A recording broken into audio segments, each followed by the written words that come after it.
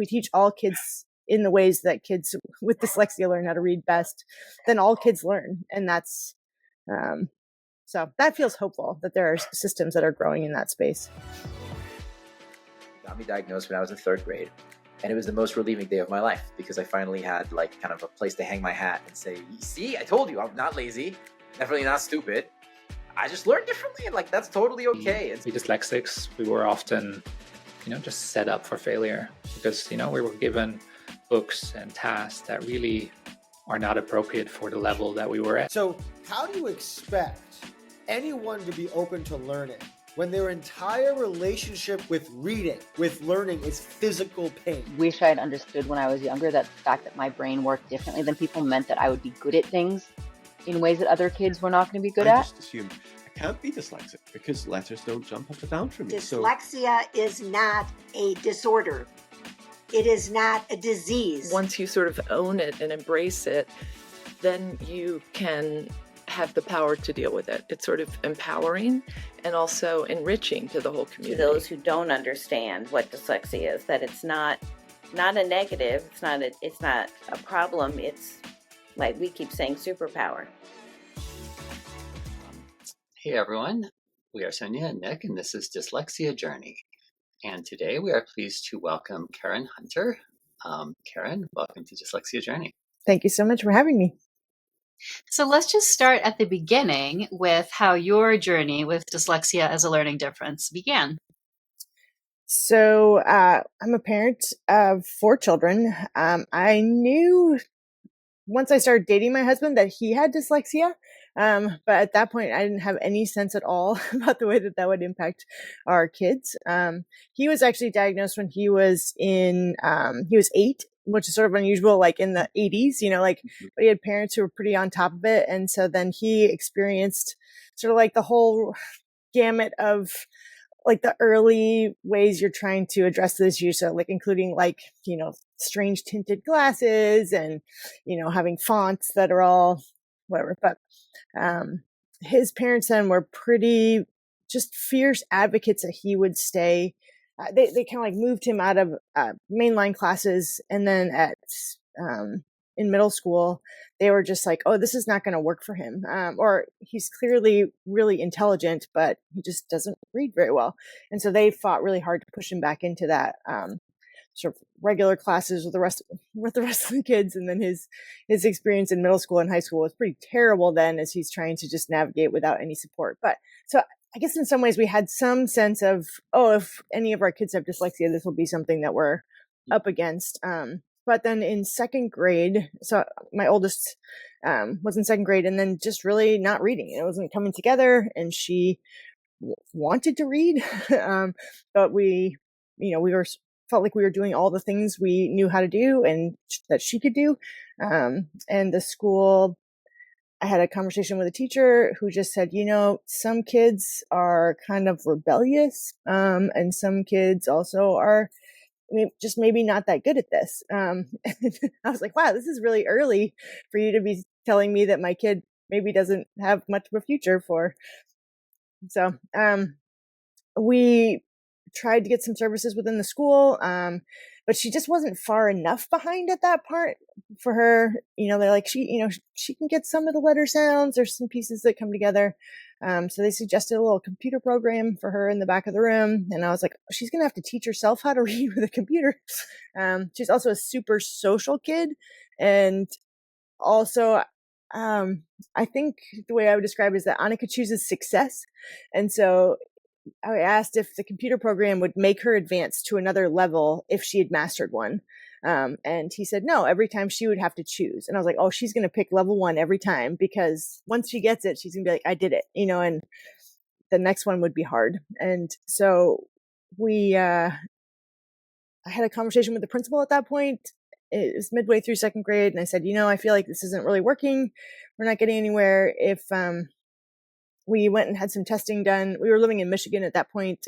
So in Ann Arbor, but it was, I don't know. We came back at that point. Somehow my understanding now is that Michigan didn't recognize dyslexia as a learning disability in a way, in some form, at least at the school that at this point we live in Boston. There's different things, but it was just like, there was so much confusion at that point. We didn't understand. So we came back with these test results. The principal was like, I don't have a good option for you. And so I said, I'm kind of thinking about homeschooling. And I really appreciate at this point that she said, if you have a plan, you'll probably do a better job than we're going to do. At this point, I have a different sense of the advocacy that I could have done.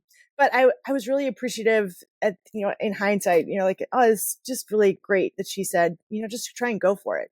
Annika at that point was telling me she thought she might like to drop out of school. And I was like, oh, it's second grade. It's so early for you to want to quit.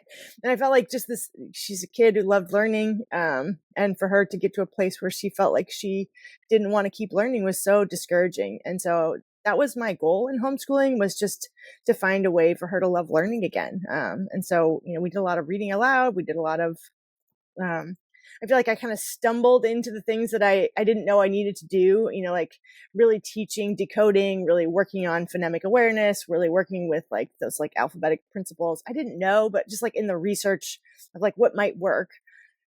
And, she went from really struggling to read like, Green Eggs and Ham, The Cat in the Hat, to like finishing through, just like, we worked our way through so slowly, but like reading the first Harry Potter book, and just to see her feel success, I'd read a page, she'd read a page, and, like if it took her a half hour, then it took a half hour. So subsequently, I have 4 kids. 3 of them have dyslexia diagnosis. And so Annika's my oldest. She just finished up at BU. She's graduated with a marine science degree. So I love being able to say that I have a marine scientist daughter. So she's actually working for Save the Harbor, Save the Bay this summer, and is, teaching other high school kids how to work through the scientific method. And so it's just so fun that she both like loves learning and loves teaching and is not afraid to be like an academic. And I think that's just really cool. My number 2 son, Garrett, has both dyslexia and dysgraphia and ADHD. And he just finished up his sophomore year at the University of New Hampshire. He's studying mechanical engineering and sustainability. And then I have a third daughter, Nora. She is studying, she's at high school. She's going to be a senior. She's studying she's a vet tech, working to be a vet tech. And then my youngest, Elias, is 12, and he will be starting middle school next year. So pretty exciting. But Elias is the last one that has both dyslexia and dysgraphia. Follow up that I haven't had the chance to ask anyone before. Yeah. And just any thoughts you have on this. Just having, 3 of your kids having dyslexia, but they're obviously also different people. I'm just wondering if you have any thoughts on that, because, were there ways that you really had to much more individualize, and, it probably helps on the other hand to recognize it earlier, that kinds of thing. But yeah, how was that to sort of like have 3 different people, but they all 3 have dyslexia? Certainly, like the ways that you teach them doesn't change, right? You're still going to be working on those paces. The way that they, so the degree by which they struggle with things is different. Garrett with ADHD was another one that he just doesn't sit still. I didn't know. We homeschooled through 8th grade for all of them except for Elias, like the youngest one. And so actually when we had Garrett, all of his testing redone in high school, I hadn't considered that he might have ADHD, because in some ways you make an IEP at home, right? So when they were asking me if he had trouble sitting still, I said no. But then when I thought about it, I was like, oh, I guess I didn't need him to. And so we were able to create an environment that worked for him, so he could like play Legos the whole time that he's working on other things. So yeah, they do. Certainly they are all very different. There's things that motivate them differently. So understanding that is sometimes a helpful thing to, you got to figure out what your kids' carrots are, and the things that motivate them. So I would have considered actually homeschooling all the way through high school, except for that Annika was such a peer-driven learner. And so for me, it felt important. She was always like, why do I have to do more if Garrett, and he's 2 years younger, like, how come I have to write 3 pages if he only has to write 1? I was like, oh, we need to find you some other people who are also writing 3 pages. Whereas Garrett is so just driven by himself. And so he could, and I didn't homeschool him all the way through as well. He wanted to go to this technical high school.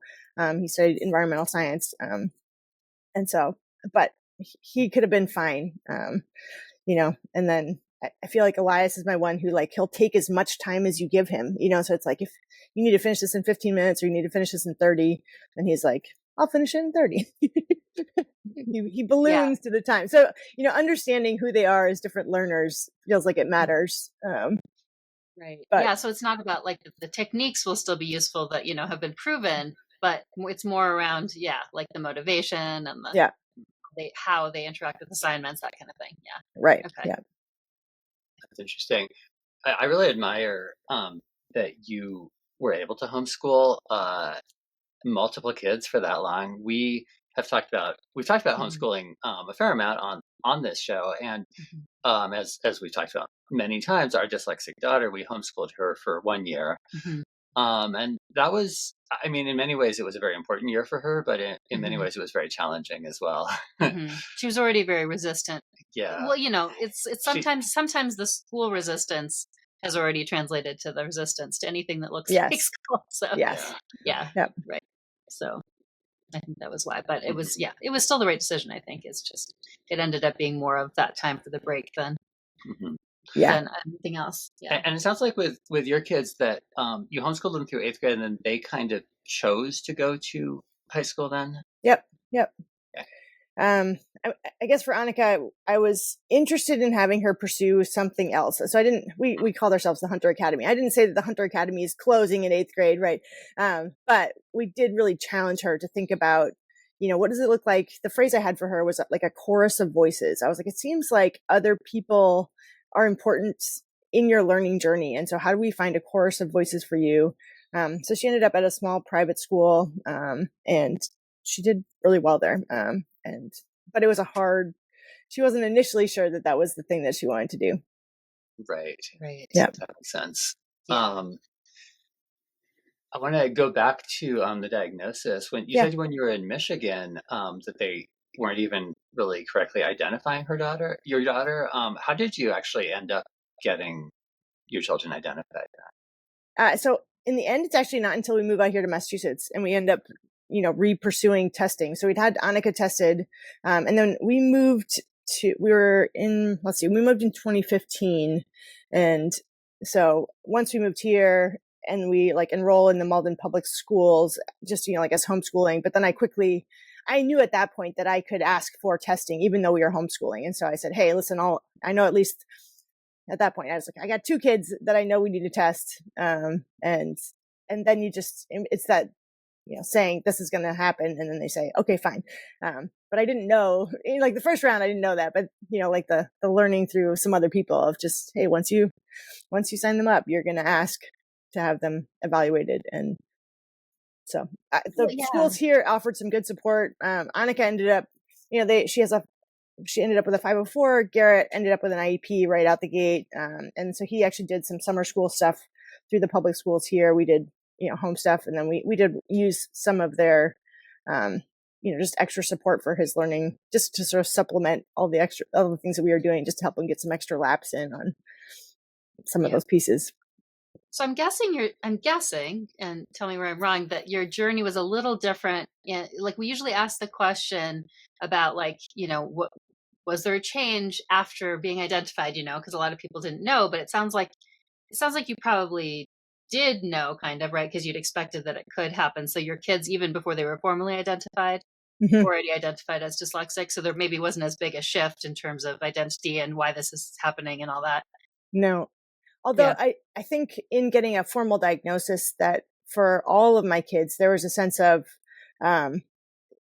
this explains something. It gives a name to something, an experience that I have. I think for all of them, sitting in a classroom and just watching, just have that sense that other kids this is coming together for other people, but it's not coming together for me.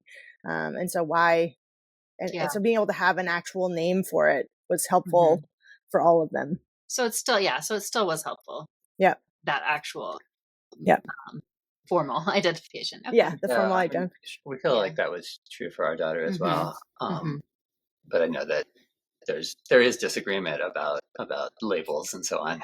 Yeah. Yeah. Yeah. I'm curious around sort of what resources you use to do your homeschooling, and sort of what advice you would have for other parents who are, either currently or considering homeschooling their dyslexic kids. Yeah. So for, like once I had to teach kids how to read, like that All About Reading program and All About Spelling, those were really great. And we, even with some of my older kids who felt like they had, some pieces coming together, we'd come back to those foundational skills.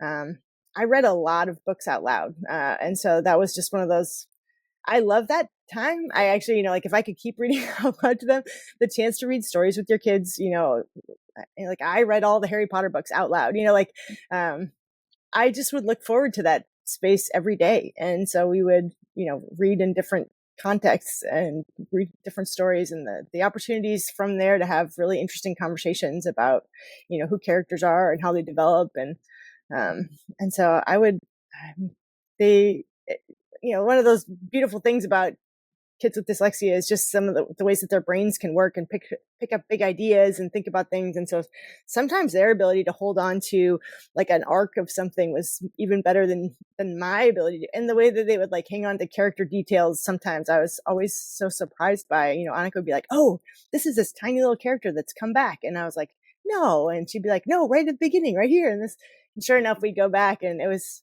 just amazed by that. And so I think that's the other thing I really have come to learn and love about dyslexia is just like, man, their brains are so powerful, and they just function differently. And it's such a great to be able to come at it with like a sense of curiosity, and just be like, how do you see the world? And it's, it's different than me, but it's so vast and so beautiful. And so I feel like I've come to like have just more and more curiosity and wonder about them as they continue to learn. And so other things that we used, we use Learning Ally. My youngest guy uses Speechify a lot. Actually all of the kids use that, for translating some of their school stuff. And, Learning Ally was so valuable to Garrett in high school because they had like his like AP bio textbook was on there, and we couldn't find that any other place in a way that would be like auditory. And so that was, like one of those things fighting through. I was reading aloud his AP bio textbook, like the same thing. My daughter just graduated from high school, and her AP Psych class last year, the textbook was only available on the iPad, which we couldn't run the e-reader on, and it was like, and you basically read it to her, right? Yeah. Yeah. And then you just find ways to read it like it's a fun story, Yeah. Like, let me add lots of inflection to this and read it like it's captivating. Yeah. And I'll just put in a plug that we had the founder of Speechify on last year or the year before. Oh, awesome. He's great. He's dyslexic himself, and so super motivated. Yeah. Yeah. So those are definitely some things that we came back to. I think another just a core principle I would come back to regularly was like that I needed to hit the big ideas, but I didn't need to necessarily like some of the fine tuning things. So like, does my kid need to do 20 math problems? No, if they can figure it out in 5, that's what we're going to hit. We're going to hit 5. So those are some things that I would say to other parents, they don't need to do the same quantity if you can get a sense of their mastery of things. Yeah, I mean, that's something that's often in accommodations too, but that's one of the harder ones to actually have happen, I feel like. But yeah, so especially if you're homeschooling, I think that's a really good I think point. In the public schools, it's often you can have it sort of in theory, like you don't have to do repetitive work, but then in practice, it's hard to do that when the teacher's expecting, you have to do these 20 problems or whatever. Yeah. I'm wondering. Go ahead. Yep. No, go ahead. In that space, I feel like it's the space of one of those key skills for your kids is just helping them figure out what does it look like to be a self-advocate, and to be able to say, this is something that I get. And then as they get bigger, to be able to ask the question of like, do you want my help in advocacy, or do you do you want to try? And so that they increasingly got better at saying, no, I want to try first. I'm going to go to my teacher. I'm going to go and having a sense of what the channel is of who the people were in their corner and who they would need to ask for help. And then, okay, if you've tried these 3 things, then are you ready for me to try? And watching them really grow in that skill, which Annika had to use all the way through BU. I don't know if that's been your experience there or not, but it's not been the easiest place to have services work there because it's a very large school. Yeah, I think any big school especially is like that. But that's actually perfect transition, because I was going to ask you about then the next part of your journey. So because then you did go to BU and study some of these things. So I guess just first, how did you get that idea that you wanted to do that you wanted to go and study more about learning differences? Yeah. So hitting this point of like, oh, all my kids are in school. What's the next phase for me? What do I do now? And having this really unique set of skills, I'm like a great homeschooling generalist. What do I do with this, and how do I use this in a different way? For 1 year, I actually volunteered and tutored with PD Green, which is an organization that does tutoring in prisons. And so I went and taught writing at MTI Framingham, and I loved that. That was really fun. But that gives me a different flavor of what does it look like to do advocacy work, and to think about that space and how many people in prisons then actually there's just undiagnosed learning disabilities everywhere. And so, sense of that. And then, so I love that mix of social work and then education and trying to figure out, what does it look like to be an advocate in this space? I don't have learning disabilities. And it's been a great journey for me to come alongside these sort of less traditional readers, and figure out what does it look like for them as they've learned how to, and to realize it's just sort of like a difference by kind, not, they're not so different. And so what does it look like then to be an advocate? And that would be, sometimes I say reading's my superpower, but how do I use it then for you? And then also feeling like I'd stumbled into so many techniques just because of being a parent who's, looking for websites and looking, parent groups and trying to figure out what is this, and then how do I get into that space? And then discovered that BU had this dual degree in social work and education.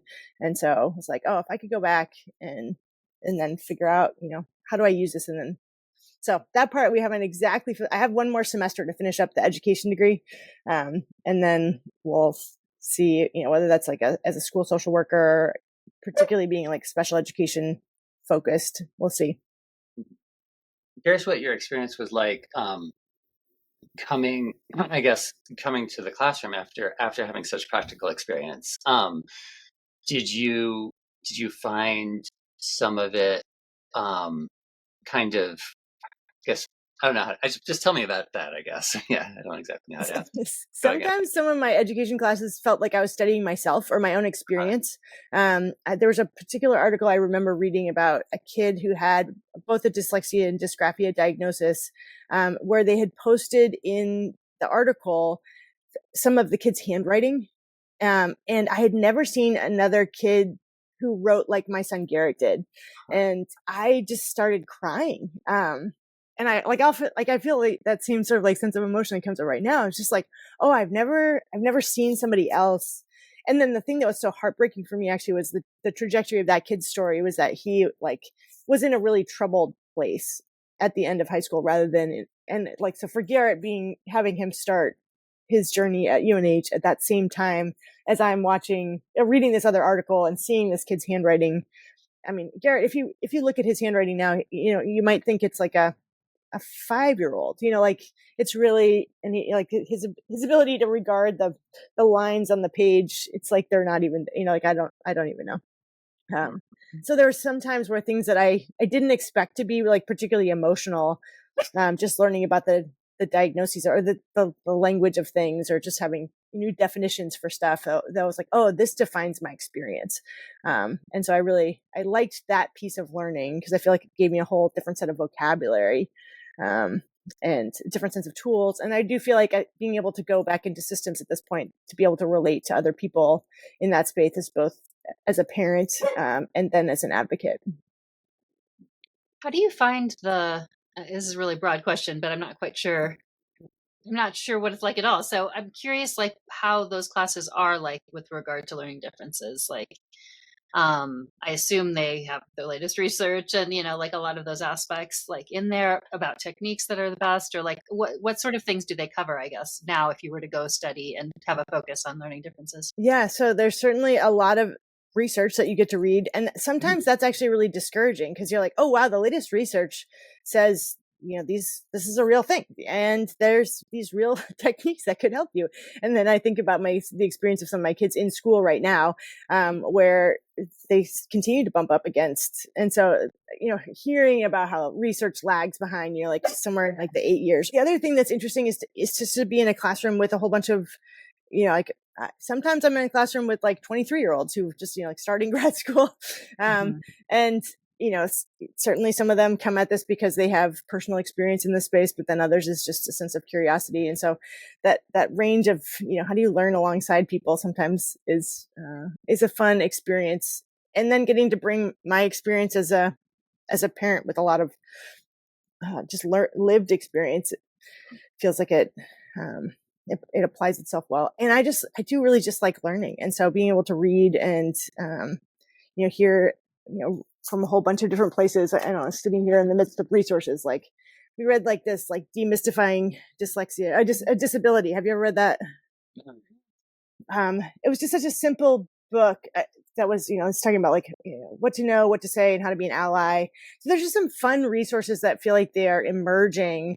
And so then to be in education at this space where, like in a research university where they're really trying to think about how do you, what is research based, what is evidence based, what is really working? And I like asking that question. Well, yeah, and you mentioned the disconnect, which I think we are all aware of between the research and what we know is best practice and what actually happens out there. I'm curious if, like, in anything you learned, there were particular items that gave you hope for where things are headed. Certainly that in that space of like that multi-tiered system of support, right? You have, if everybody gets really great instruction that helps them understand how to decode, then that's much more quickly going to help you identify some kids that are struggling in that space. And if we're doing just regular testing them for everybody, like in simple ways, it doesn't require this like super deep dive, then we can see whether or not these kids are, is it a teaching problem or is it a problem with the kids? And that there's a lot of times where it's a teaching problem.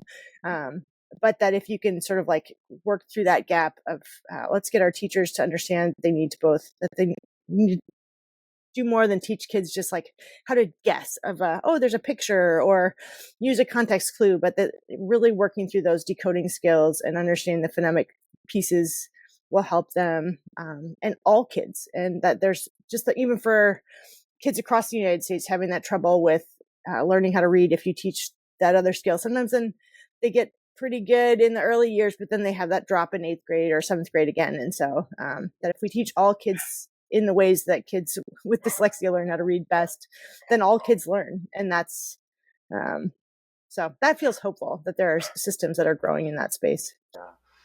Sort of on the flip side of that, I'm curious, was there anything that was kind of covered in class where you kind of said, that doesn't really match my lived experience with dyslexic kids? No, not necessarily. I think if anything, just the way that I had one class in particular that sort of like started at the beginning of just like our learning disability is a myth.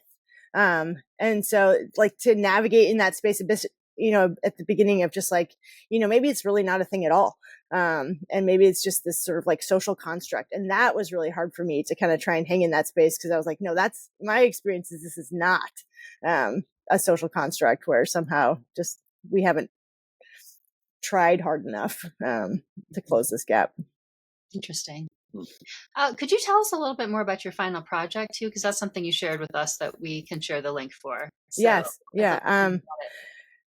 We were challenged to come up with something that we thought would be useful out in the world in some way. And I thought about how many websites I've gone to that are just so text heavy. And so as parents are trying to learn about something for the first time, then there's a lot of resources that have a lot of text base, but for kids then to have something so I made a video that's just like, hey, you just learned that you have dyslexia, and what does it mean? And so just trying to have something that was simple, that had the audio track that actually matched up with the words, because I think that that's a really important skill. I love that Learning Ally will do that for you. Like, you can hear the words, but you can also, because you still need to learn how to work the letters. And so trying to have the audio match the letters that are on the screen, the words that are on the screen, the phrasing that's on the screen. But as a resource then for, a parent maybe to show their kid, or even for a kid to be able to say, hey, I just learned this about myself. And then to be able to begin that skill of advocacy for themselves, to be able to bring it to somebody else and say, hey, I learned this about me. This describes something about me. And if you want to watch this with me, that might help you understand a little bit about how I learn. Yeah.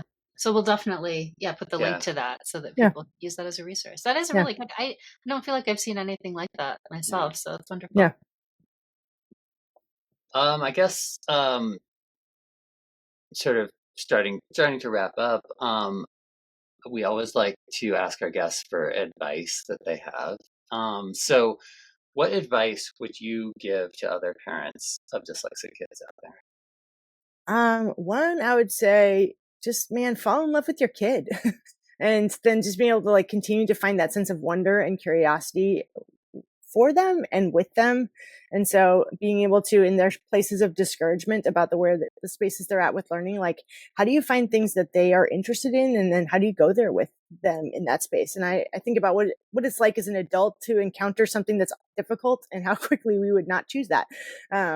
But for kids facing a long road of school, they don't have the option at that point to just say, this isn't for me. And so how do you just continue to be somebody who's relentlessly for them? And that can be, I think it's hard, but to, we're going to decode cat again. Yep, we are. And I'm not going to get frustrated that you haven't, that you can't do it, because we're just, it's still, we're going to act. Yep, here we go. We can do it again. And just being willing to do the laps with them, because having somebody who comes alongside and just is your cheerleader, there's enough discouragement in the world sometimes to just be like, yep, I'm going to continue to figure out how to be for you. That's one thing, I think. And then finally, anything else you want to add perhaps to the general public about dyslexia or about your journey, and what you would share for them to think about? Again, just reminders that there's a lot more people who struggle with learning differences. It's an invisible disability, right? It's something you only have to disclose if you want to, but it just means that there's a lot of people out there who struggle with reading. And so, if there's ways that we can think about that, and we can, make ways forward, that doesn't necessarily always require that, or to not be so quick. Sometimes I feel like my husband at this point continues to encounter that. He's a very successful adult. He has a master's degree, but there's just times where people get very frustrated with his ability to read something. And I think just what does it look like to have a little bit of grace for where people are at, and just, there's a lot of people, I guess the numbers coming back that, probably 1 in 5, somebody has some kind of learning difference in that space. And so what does it look like for us to be just a little bit more gracious with each other? Yes. Yes, I think that's very important. Well, thank you so much for joining us. It's so interesting to hear everyone's unique journey, and yours definitely is one in both, now with regard to your career as well. Yes. So, yeah. Beautiful. And I appreciate the space that you guys are occupying in the world. We just need more people who are willing to just provide voices. And this is a fun thing that you guys are doing. Thank you. Thanks. Thank you so much.